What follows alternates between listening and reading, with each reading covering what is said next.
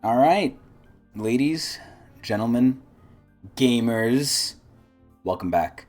Welcome back to some new Overwatch news. So, I heard that a new developer blog was released, and we're going to go over it and we're going to give my reactions and my opinions, already of which I will warn people is not for the faint of heart. I'm going to be complaining, I'm going to be a little upset, and I might even get violent. Who knows?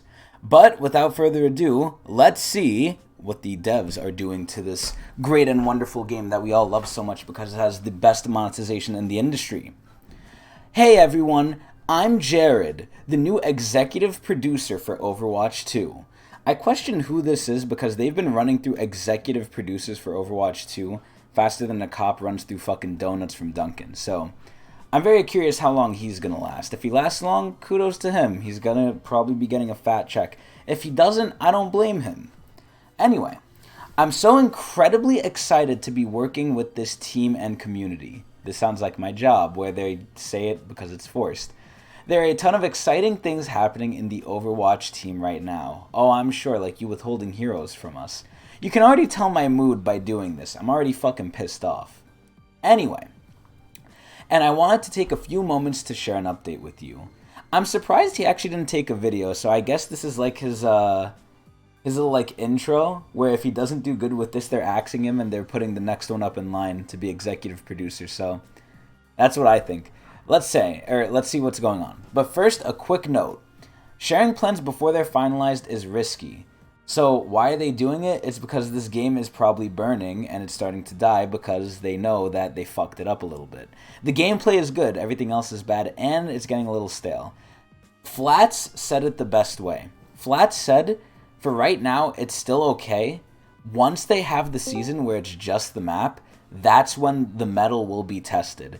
If this game can survive with just one map, I'll be a little surprised, but not having a new hero for that season, oh man, that's going to be rough. Let's see what they do. Because a lot of the maps that we used to have aren't even in ranked for some reason.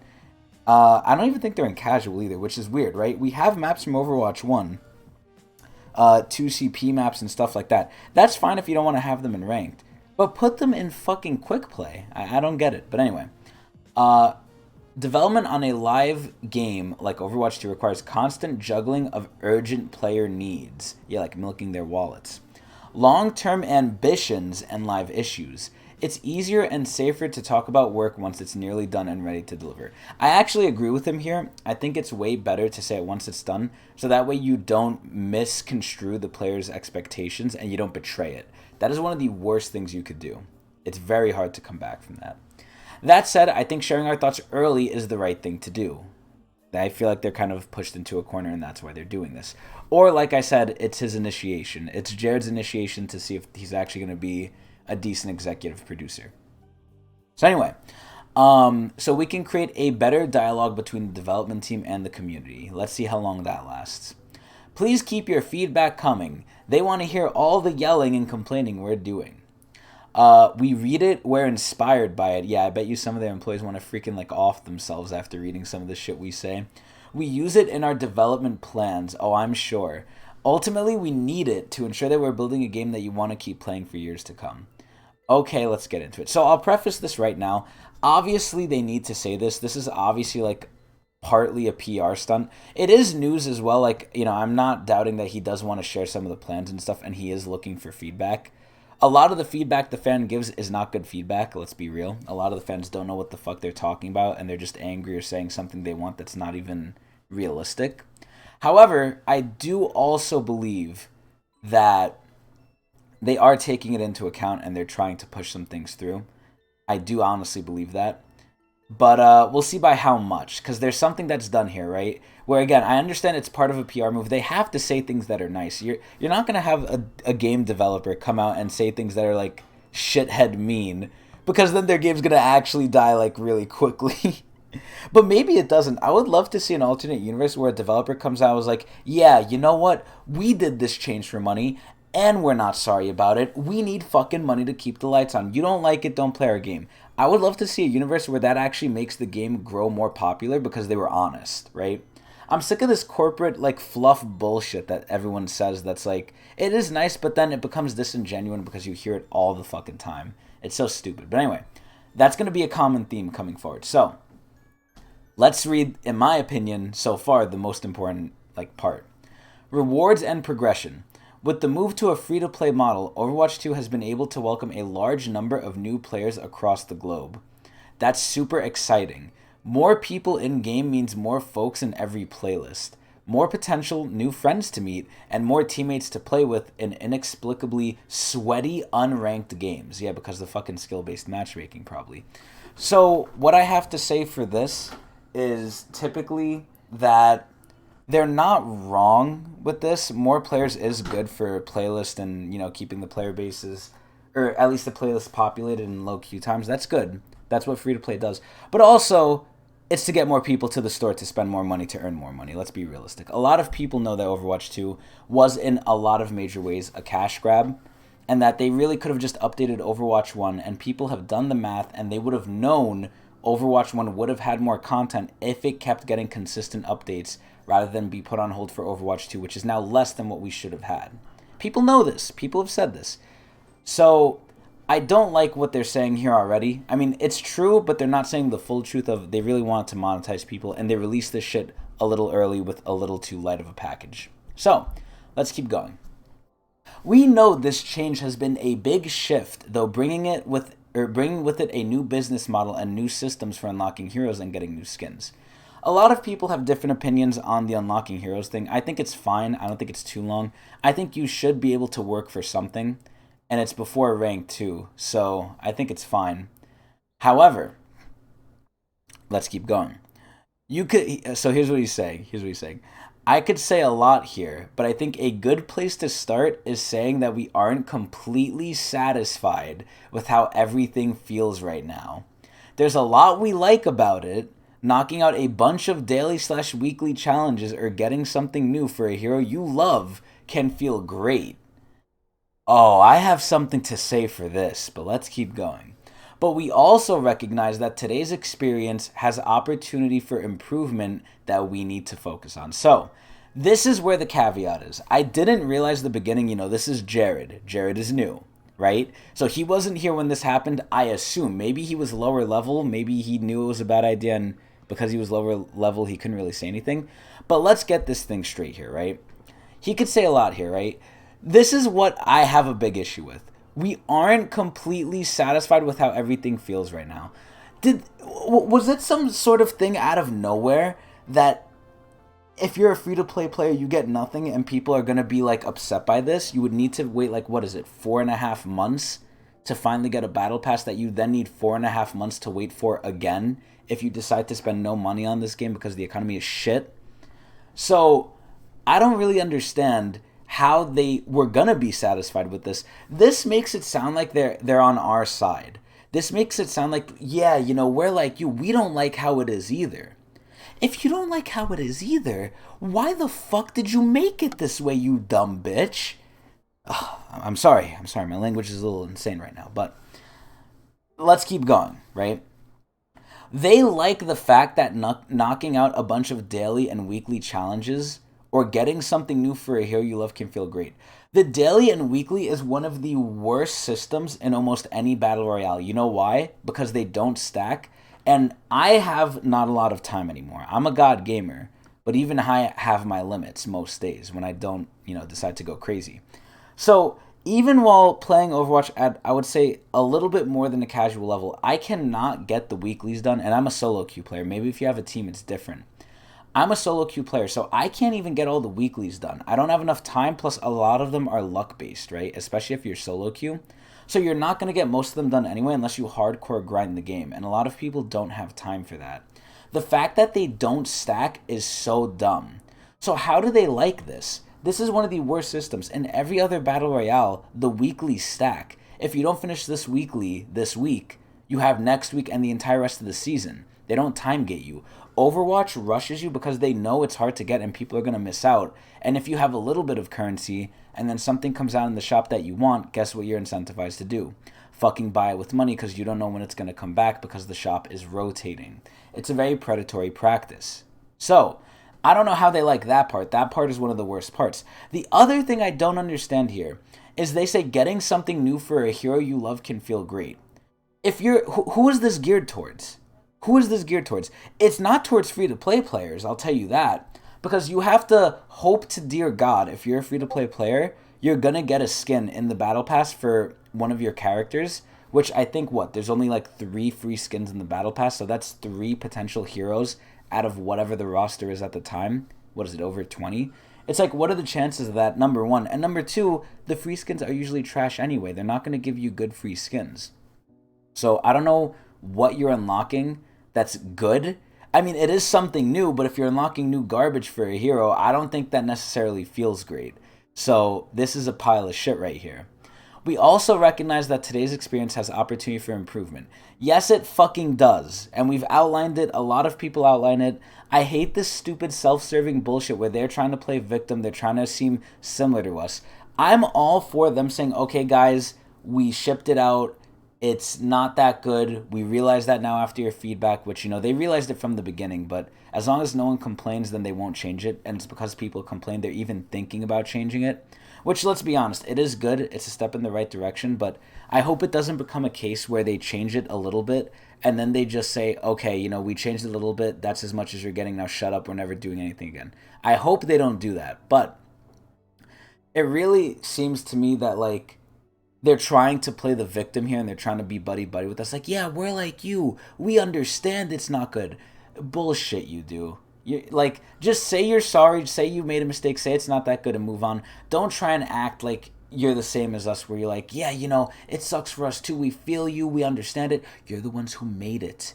You're the ones who tested the shit and made it. How long did you have? 3 years?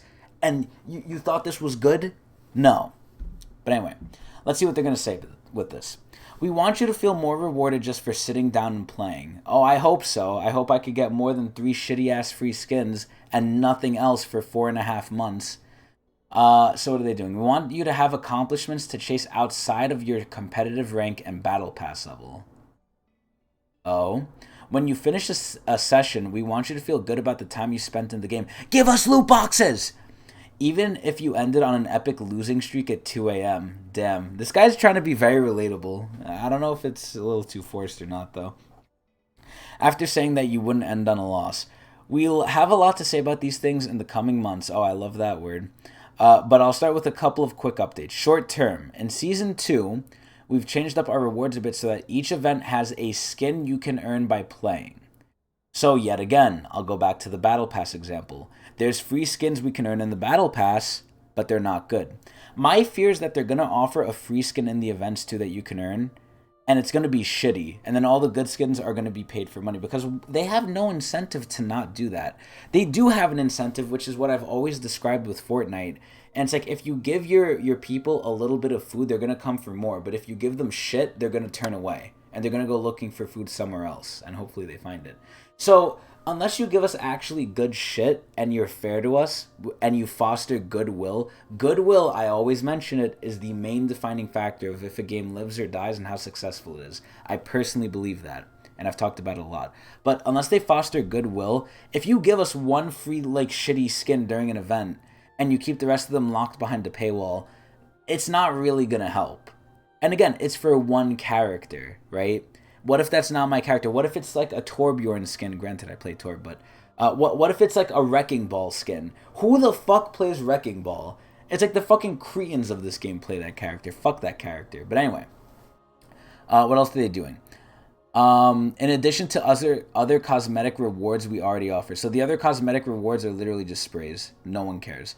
We're also going to continue our Twitch Drops program. That one is actually decent. So you can earn skins and in-game goodies by supporting your favorite creators, like me. While we're working on the long-term plans, we want upcoming seasons to feel more rewarding than Season 1. Bring back loot boxes, you dumb bitches. Apex has it, why can't you do it?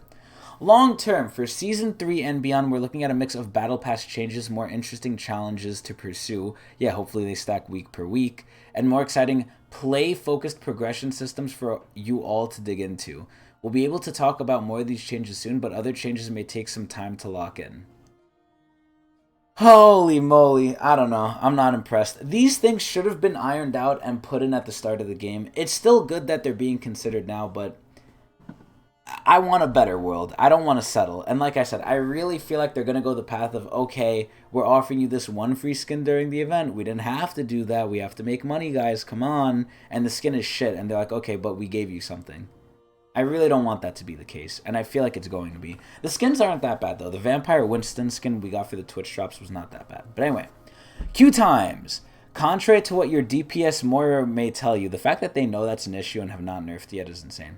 Overwatch is a role-based game. As such, queue timers are a very real, very consistent focus.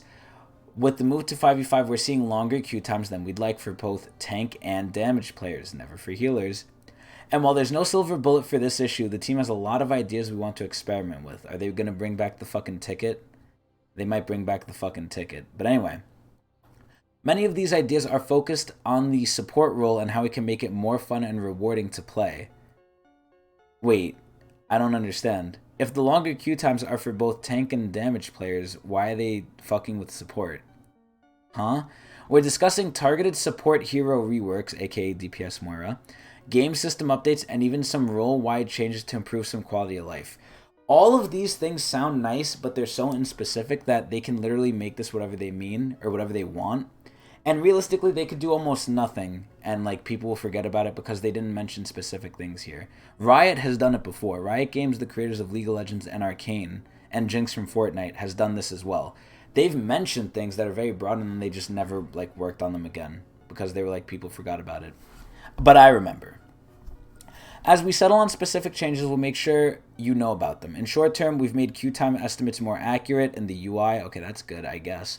Support queues are less than 1 minute in most cases, of course. And we're going to experiment with our Battle Pass XP reward for those who queue as support/all roles.